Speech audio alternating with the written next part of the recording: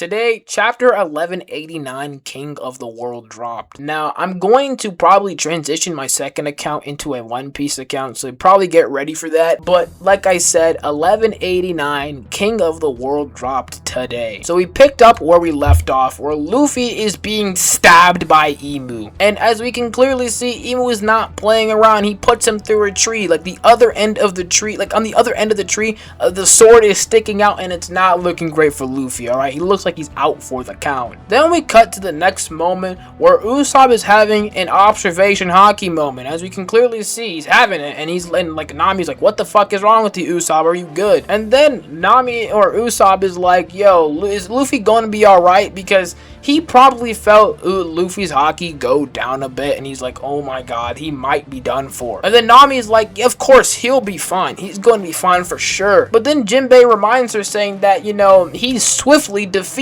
a large giant, Nami. He reminds her. And then Loki's like, fuck you mean I was defeated, fishman? Who the hell said I was defeated? And then Jinbei completely fucking mogs him and says, all I can say for sure is that Luffy's hockey suddenly weakened just now. And then we have, you know, the Princess Shuri / Gunko and Brook moment. They completely thawed her out the ice and whatnot. Brook is still making them shitty ass skeleton jokes like, dude, you cut him out, we already know. But the one thing is that Usopp and Ragnar are quick to, you know, be in action. They're waiting just to make sure that Princess Shuri or Gunko, wherever the fuck they're gonna call this person is, they're gonna make sure that if they attack, if she, you know, comes back evil, they're ready to attack. You know, Ragnar is ready to freeze her ass again. And then we cut to another moment to where a ship of giants, yeah, only two giants, Gerd and Hasruden, are coming in hot, and they're coming straight towards Loki, and dude, they're going to hit Loki at this point. And as you know it, they do hit Loki. Loki is not having it, alright? You know, Loki gets, you know, absolutely pummeled by Emu. In the next moment,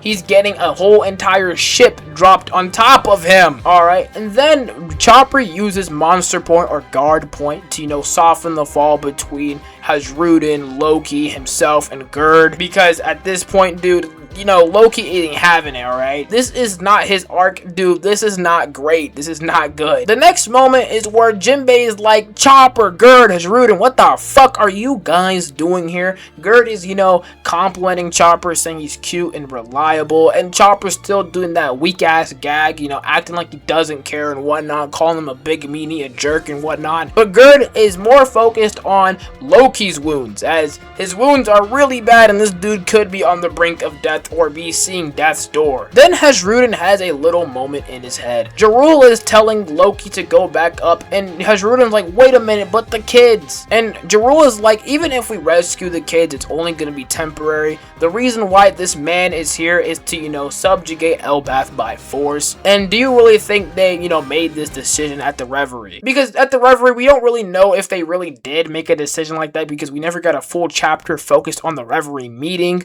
and whatnot, so we don't know if they actually made something like this. But Jarul pinpoints down, saying that the man here, aka Emu, saying that he says that Emu most likely is the heart of this operation. Hasruden then asks Loki, does he know this dude? And he's like, yeah, sort of, and whatnot. But then we cut back to Emu and Luffy, and Emu is pulling out another sword yet from his asshole, and says, it seems thou art unable to move. This sword feeds on life force. How many slashes can thou endure before perishing? And then we see Luffy, he's not having the greatest time of his life and whatnot. And then, you know, Emu finally says Luffy's government name. Monkey D. Luffy, such a detestable name to Mu, and yet thou hast two elder siblings who go by different names. And he goes in his name that, you know, Ace was slain by the Navy, and then the other one, Sabo, being a prominent member of the Revolutionary Army, being the second in line and whatnot. And then the next thing we know is that Emu puts a goddamn sword through Luffy again. Now it's called Fragratch or whatever the fuck it's called. I don't know how the fuck you say it. But the meaning of Fragratch is the answer or the retaliator, and it was also originally wielded by the Sea God. And then we get another flashback again.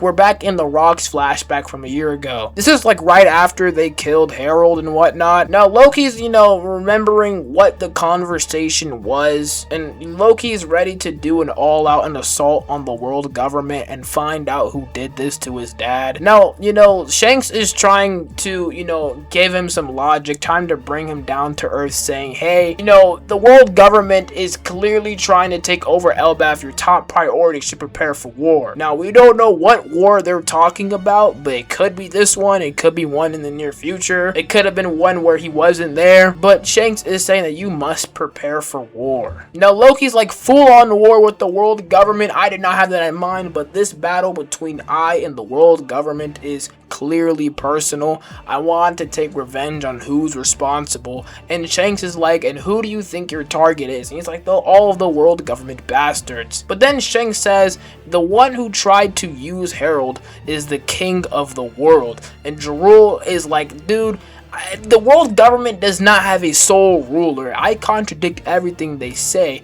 And Loki's laughing his ass off, saying, a secret king, I can just take his head and be done with. And then Shanks is like, dude, even if you make it to the Holy Land, the king's power is immeasurable, and that's if you make it. And he says that only one person has managed to able to do it once, and we all know who that one person is. As we know it was Rox Dizebek, the only person to see Emu in the flower room, the only person to know that the flower room actually exists. But Shanks is telling Loki that they don't need to rush into this fight just yet. But, Loki is saying, you shut up, you're not my boss. I'm gonna do whatever the hell I need to do to, kill this king of the world or whatever. And Jarul is telling him, do not do anything stupid, please. And, Loki's saying, those few years I left the country, I wasn't even able to make it to him. If the king of the world is really here to play, then this is the perfect chance I have to do. And then Hasrudin says that he is so simple-minded. But, Hasrudin says, I also have only one objective. It is take him down. He's our father's enemy. Because as we know,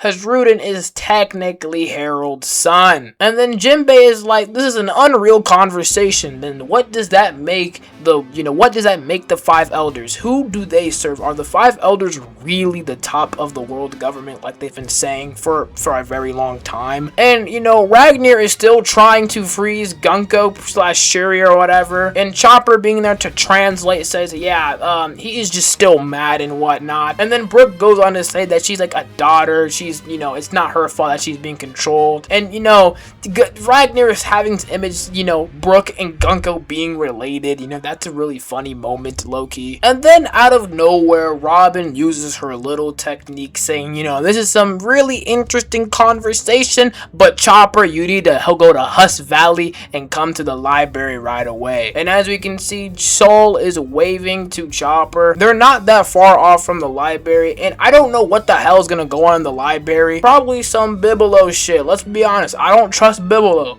Since day one, I have never trusted Bibelo. And then we cut back to Emu and Luffy again. Emu is yet pulling another weapon out his asshole. And next is, oh my, apologies, but this is the next blade thou must suffer. I hate Emu's English so much that makes me stutter. But he says, how unfortunate. The third one is up. Is zing, dude, I don't fucking know. But you're wondering, what the fuck does that also mean? That weapon also means, punishing heaven or a body punished by heaven. Then we cut back to Zoro versus Summers on the seaport western village. Zoro is pulling some King of Hell 3-sword 103 mercies dragon damnation. The same shit he pulled on King, by the way. He pulls that shit, but Summers is laughing his ass off, saying, Graham! And blocks it. Now, Summers is giving him a little history lesson. 800 years ago, the 19 kings who forged our world made a vow of equality. They placed their weapons or their swords all around the empty throne to mark that oath. And then he goes on to name the other weapons: Thou, Bow, Nemesis, Long Ingus, Stigma, Muramasa,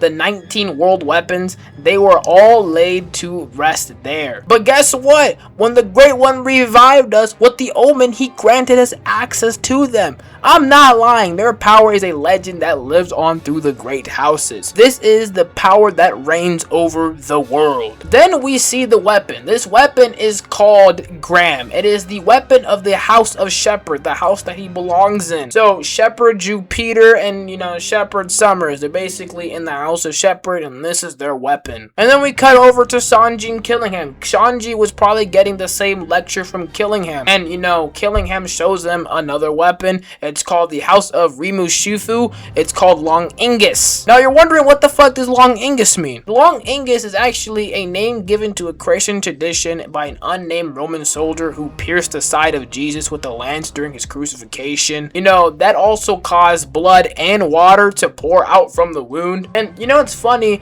who also is there who causes water to pour down is the rain god. The rain god is currently on Elbaf, and where Sanji's currently at, it is raining. So that's pretty cool from Oda, let's be honest. Then we cut back to Emu and Luffy for the final time. Emu's like, thou should be honored to die by the hands that constructed this world. And Luffy's trying to get out the way, not acting like he's pinned to a tree with 2 swords in him, and it's not looking good for Luffy up until then. Out of nowhere for the save, Gabon blocks the axe with 2 of his own axes and is clashing with Emu. The left wing of the Pirate King has arrived. Now people are saying this could be the end of Gabon today, or the next couple of chapters, because this dude was not that long ago in universe time on a stretcher. So this genuinely might be the end of Gabon right here, right now. But let's hope it is not the end of Gabon, because